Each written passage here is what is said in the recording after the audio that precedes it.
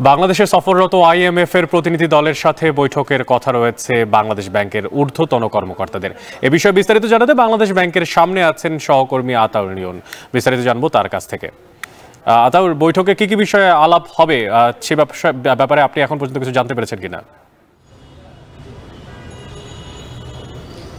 যেমনটি বলছিলেন যে প্রতিদিনের মতোই কিন্তু আজকে আইএমএফ বাংলাদেশ ব্যাংকের সাথে বৈঠকের জন্য 9:30টা শিডিউল থাকলেও সেটি আধা ঘন্টা দেরি করে পরে 10টার দিকে আইএমএফের যে প্রতিনিধি দল আছে তারা বাংলাদেশ ব্যাংকে প্রবেশ করেন। তবে গত 24 তারিখ থেকে তারা ধারাবাহিকভাবে কিন্তু আর্থিক খাত বা ব্যাংক খাত দিয়ে সামষ্টিকভাবে কিন্তু তারা হচ্ছে সংস্কার সহ যেই আমরা জেনেছি যে গভর্নর কিছুদিন উনি যখন সংস্কারের জন্য নতুন দায়িত্ব পান বাংলাদেশ ব্যাংকে, তখন উনি বলেছিলেন যে বর্তমানে যে আমাদের রিজার্ভের যে অবস্থা আছে, ডলার সংকট রয়েছে, সেখানে আইএমএফকে একটি প্রস্তাব দেওয়া হবে যে আর্থিক খাতে তারা যে প্রস্তাবগুলো দিচ্ছে সেই সংস্কারগুলো করা হবে, কিন্তু তার বিপরীতে আরও $3 বিলিয়ন তাদের কাছ থেকে বেশি চাওয়া হবে।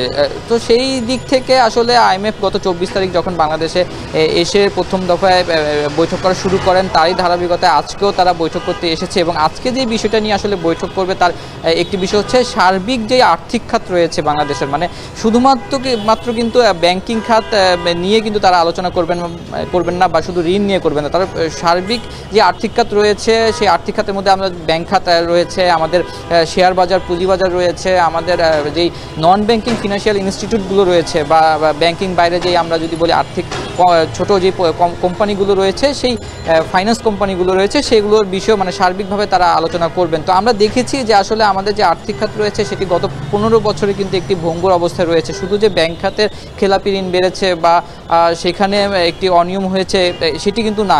আর্থিক খাতের মধ্যে যদি ফিনান্সিয়াল ইনস্টিটিউটগুলোর কথা বলে থাকি, সেক্ষেত্রে আমরা দেখেছি যে ছোট যে পিপলস লিজিংয়ের মতো একটি আর্থিক খাত বন্ধ হয়ে গেছে, আর্থিক কোম্পানি বন্ধ হয়ে গেছে। এরপর ইন্টারন্যাশনাল লিজিং সহকারে বেশ কিছু কোম্পানি কিন্তু একটি নেতিবাচক অবস্থায় পড়েছিল যখন পিকে হালদারের ঘটনা ঘটে। তো এই অবস্থায় কিন্তু সেই আর্থিক কোম্পানিগুলো বা ফিনান্সিয়াল সেক্টরটাও কিন্তু একটি ভঙ্গুর অবস্থায় রয়েছে। এছাড়া যদি আমরা শেয়ার বাজারের কথা বলি, সেই শেয়ার বাজারে কিন্তু খুব একটা ভালো অবস্থায় নাই। আমরা গত 15 বছর দেখেছি যে 2010 সালের যে বড় ধস হয়েছে, সেই ধসের পর থেকে এখন পর্যন্ত মার্কেট যে বিশ্লেষকরা রয়েছেন, বিশেষজ্ঞরা রয়েছেন, তারা কিন্তু বলছেন যে আসলে মার্কেট কখনোই 2010-এর পর থেকে ভালো অবস্থানে কখনো ছিল না।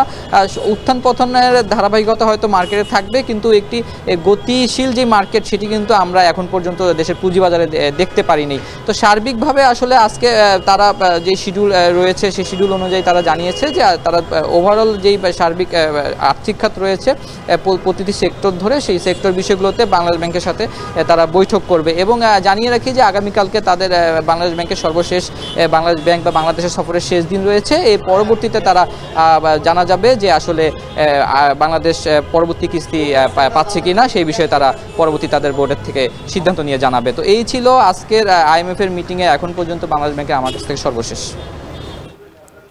বাংলাদেশে সফররত আইএমএফ এর প্রতিনিধি দলের সাথে বৈঠকের কথা রয়েছে বাংলাদেশ ব্যাংকের ঊর্ধ্বতন কর্মকর্তাদের, আর সে বিষয়ে জানাচ্ছিলেন সহকর্মী আতাউর নিয়ন সবশেষ।